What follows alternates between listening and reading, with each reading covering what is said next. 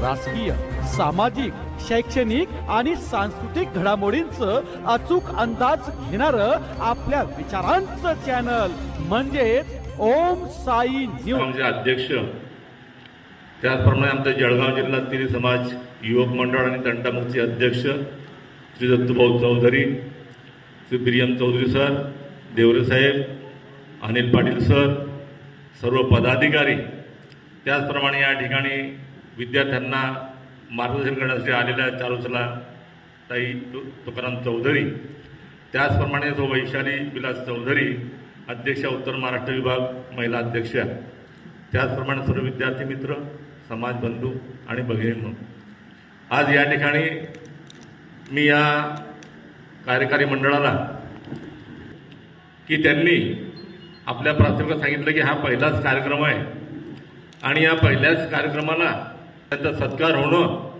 सन्मान करणं हीच खरं मानाची गोष्ट आहे. जवळजवळ 80 विद्यार्थ्यांचा या ठिकाणी सत्कार होतोय. मी या जामनेर तालुका प्रदेश तिरी महासंघ आणि जामनेर पंचमंडळाचे प्रथम आभार मानतो. त्यांच्या हे जोरदार एका टाळ्या होत्या. त्यांनी सांगितलं की पहिलाच कार्यक्रम आहे, खूप छान नियोजन आहे, उशीर होतोच आणि आपलेच माणसं आहे ही भावना लक्षात ठेवा. जो काम करेल तो चुकेल, जो काहीच करणार नाही तो चुकणारच नाही. म्हणून याही मंडळाकडून काही चुक्या झाल्या असतील, काही चुक्या नाही आहे. विचार करा, सकाळी अंत्यविधी होतोय 10 वाजता आणि संध्याकाळी परीक्षा द्यायला जाते. किती जिद्द असेल. तिच्या कुटुंबाने तिच्यासाठी घरदार सोडलं. त्याग आहे. कुठलाही त्याग केल्याशिवाय मोठेपण मिळत नाही. आज जावई बापू बसलेले डॉक्टर साहेब शरद चौधरी हे आपल्या भराडीचे आहेत. खूप येतं.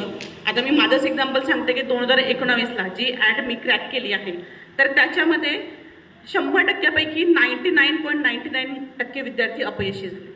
त्या वर्षी ते अपयशी झाले आणि मी यशस्वी झाली. तर मी एका वर्षात यशस्वी नाही झाली, त्याच्या मागे माझं कंटिन्यू 7 ते 8 वर्ष अपयश होतं. त्याच्यानंतर कुठे मी 2019ला यशस्वी झाली. तर जेव्हा तुम्ही स्पर्धा परीक्षांकडे वळताय, जेव्हा तुम्ही MPSCकडे वळता आहात, तर तुम्ही कधी पण तुमचा प्लॅन बी तयार ठेवा.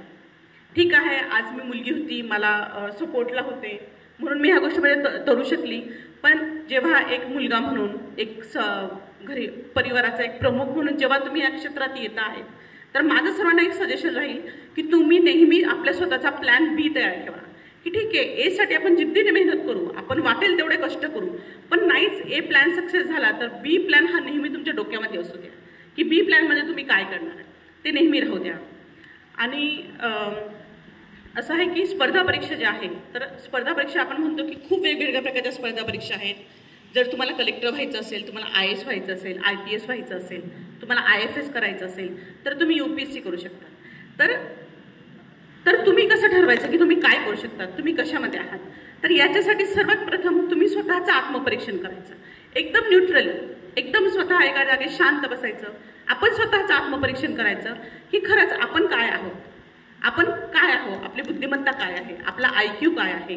10वी 12वी 10वीपर्यंत आपण जे ग्रॅज्युएशन केलं, आपण जे शाळा शिकलो, त्याच्यामध्ये आपण कसं आहोत, आपण अकॅडमिक कसं आहोत. आणि दुसरी गोष्ट की आपली खरंच मेहनत करायची तयारी करायची. तर की आपण आता बघतोय, आता स्मार्टफोन आले, इंटरनेट आलेलं आहे, म्हणजे स्वतःला डिस्ट्रॅक्ट करण्यासाठी समाजामध्ये आता सध्या खूप गोष्टी आहेत आणि त्या गोष्टीपासून दूर राहून स्वतःला आयसोलेट करून अभ्यास करणं ही सध्या खूप महत्त्वाची गोष्ट आहे.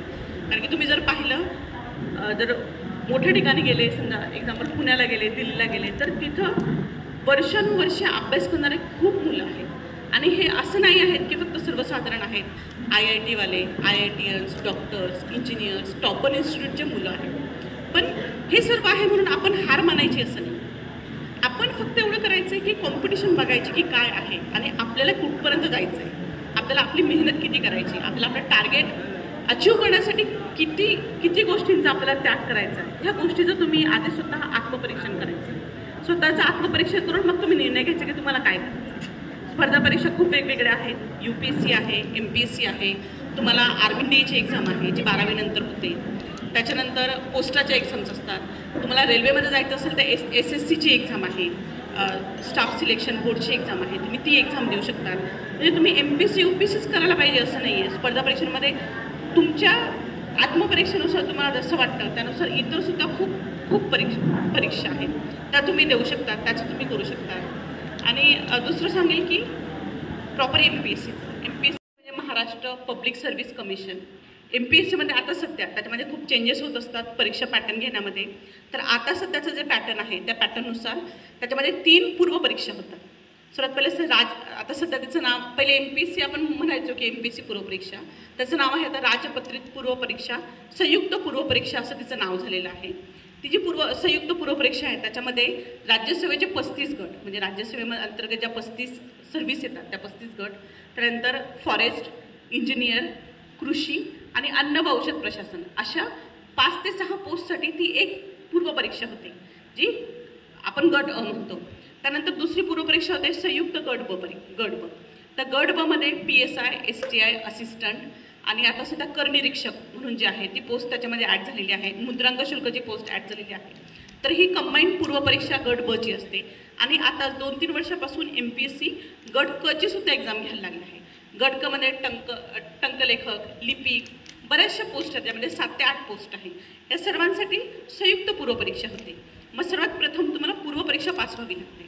पूर्वपरीक्षा ही सुद्धा जी निघते ती जागांनुसार निघते की तुमच्या जागा किती आहेत.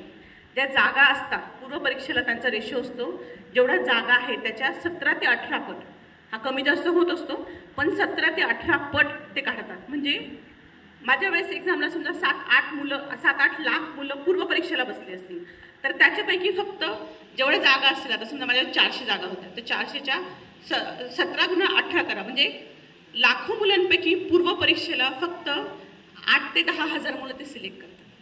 ते सिलेक्ट केल्यानंतर येते मुख्य परीक्षा. मुख्य परीक्षेचा रेशो असतो त्यांचा 1:3 किंवा 1:4. ही जी मुख्य परीक्षा असते ती वेगवेगळ्या एक्झामसाठी वेगळी असते.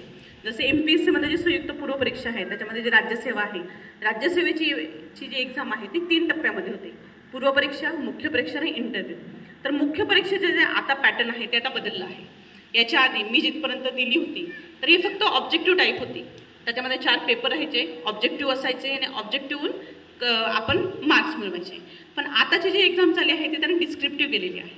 म्हणजे जशी सेम UPSCची एक्झाम आहे त्याच धर्तीवर आता MPSC सुद्धा एक्झाम घेत आहे. त्यांची जी मेन कोर एक्झाम, कोर ज्या हे आहे त्याच्यामध्ये, तर त्याच्यामध्ये त्यांनी आता सेम डिस्क्रिप्टिव्ह पॅटर्न लागू केलेला आहे. डिस्क्रिप्टिव्ह पॅटर्न म्हणजे आपल्याला लेखी सर्व करायचं आहे. तर आता शासनाने असं केलं आहे, महाराष्ट्र शासनाने, की तुम्ही MPSC करता UPSC करा. तुम्ही क्लास 1 अधिकारी राज्यसेवेच्या तर होणार, पण तुम्ही केंद्रामध्ये सुद्धा कलेक्टर म्हणून इंडियन फॉरेस्ट सर्व्हिसेसमध्ये, इंडियन फॉरेजिन सर्व्हिसेसमध्ये जावं. याच्यासाठी आता MPSC प्रयत्न करत आहे. त्यासाठी त्यांनी आता डिस्क्रिप्टिव्ह पॅटर्न केलेलं आहे. आणि डिस्क्रिप्टिव्ह पॅटर्न खरंच चॅलेंजिंग आहे. तुम्हाला तुमचं स्किल सर्व तिथं लावावं लागतं. तुमचे थिंकिंग काय आहे, तुमचे विचार काय आहे, तुम्ही एखाद्या गोष्टीबद्दल कसं विचार करता,